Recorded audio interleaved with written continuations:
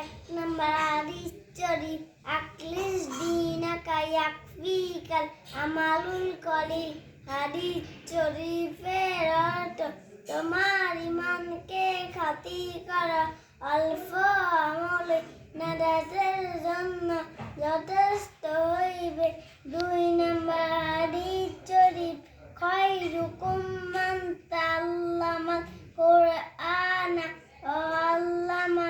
হাদিস শরীফের অর্থ তোমাদের মধ্যে সর্বোত্তম ওই ব্যক্তি যিনি কোরআন মাজিদ শিক্ষা করেন এবং শিক্ষা দেন। তিন নম্বর হাদিস শরীফ তলাবুল ইলমি ফারিদাতুন আলা কুল্লি মুসলিম।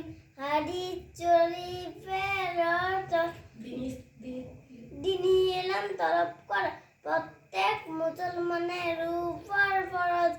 চার নম্বর হাদিস শরীফ আত-তুহুর চাতরুল ঈমান পবিত্রতা ঈমানের অঙ্গ।